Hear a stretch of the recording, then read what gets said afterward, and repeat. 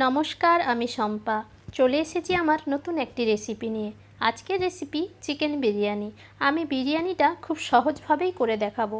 ভিডিওটি শেষ পর্যন্ত দেখলে যে কেউ বিরিয়ানিটি বানাতে পারবে। সামনেই পুজো, বাড়িতে একবার বিরিয়ানিটি বানিয়ে খাবেন, খেতে কিন্তু দোকানের থেকেও ভালো হয়। তো চলুন ভিডিওটি শুরু করা যাক, আর ভিডিওটি শেষ পর্যন্ত দেখার অনুরোধ রইল।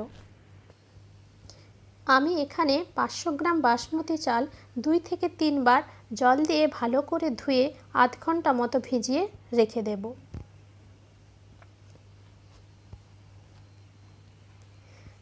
নিয়েছি 700 গ্রাম চিকেন। চিকেনের মধ্যে দিয়ে দেব 2 চামচ আদা রসুন বাটা। দুটো পেঁয়াজ আমি পেস্ট করে রেখেছিলাম, পেঁয়াজের পেস্টটা আমি দিয়ে দেব।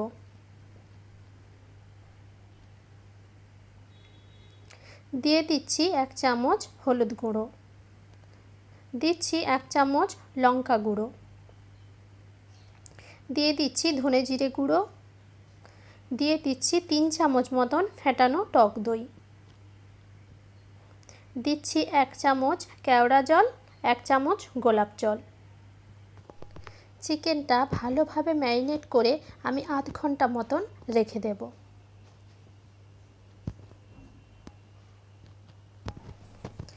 কড়াই বসিয়ে দিয়েছি। কড়াইটা গরম হয়ে এলে দিয়ে দিয়েছি সাদা তেল, দিয়ে দিচ্ছি কুচিয়ে রাখা পেঁয়াজ। মিডিয়াম আঁচে আমি পেঁয়াজগুলোকে ভালোভাবে ভেজে নেব। দেখুন পেঁয়াজটা আমার লাল লাল করে ভাজা হয়ে গেছে, এবার আমি নামিয়ে নেব।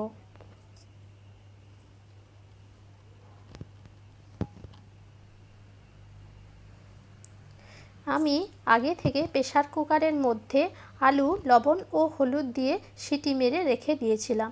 আলুগুলো আমি তেলের মধ্যে দিয়ে লাল লাল করে ভেজে নেব। তো আমার আলুগুলো একদম লাল হয়ে ভাজা হয়ে গেছে, এবার আমি নামিয়ে নেব। কড়ার মধ্যে আরও কিছুটা আমি তেল দিয়ে দেব। তেলটা গরম হয়ে এলে দিয়ে দেব গরম মশলা। গরম মশলাগুলো লাল হয়ে ভাজা হয়ে এলে আমি দিয়ে দেব আগে থেকে ম্যারিনেট করে রাখা চিকেনগুলো।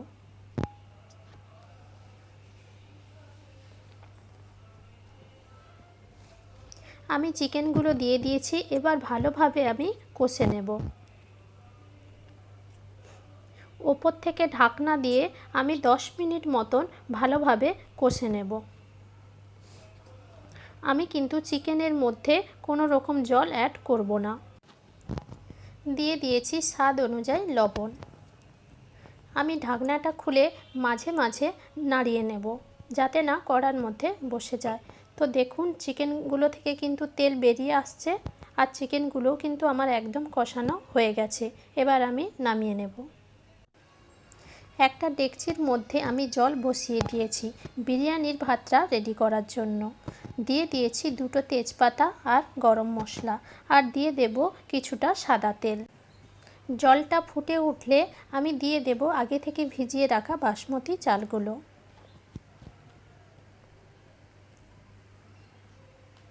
যেহেতু আমি বাসমতি চালটা আগে থেকে ভিজিয়ে রেখেছিলাম, তাই ভাত হতে কিন্তু আমার বেশি সময় লাগবে না।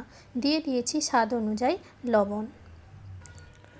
ভাতটা কিন্তু আমার হয়ে এসেছে, আমি হাত দিয়ে দেখে নেব। তো ভাতটা হয়ে গেছে, এবার আমি ভাত থেকে ফ্যানটা ঝরিয়ে নেব। বিরিয়ানি দমে বসানোর জন্য আমি একটা ডেকচি নিয়ে নিয়েছি। দিয়ে দিচ্ছি 2 চামচ ঘি।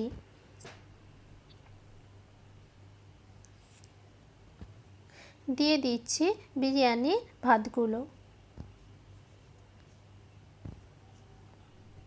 দিয়ে দিয়েছি চিকেন। দিয়ে দিয়েছি বেরেস্তাগুলো। দিয়ে দেব আলু।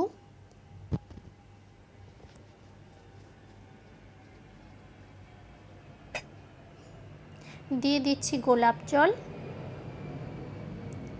দিয়ে দিয়েছি কেওড়া জল, আর দিচ্ছি বিরিয়ানি মশলা। আমার কিন্তু একটা লেয়ার হয়ে গেল। এবার আবার আমি দিয়ে দেব বিরিয়ানির ভাতগুলো। একই রকমভাবে দিয়ে দেব আলু, চিকেন, দিয়ে দিচ্ছি বেরেস্তা, দিচ্ছি 2 চামচ ঘি।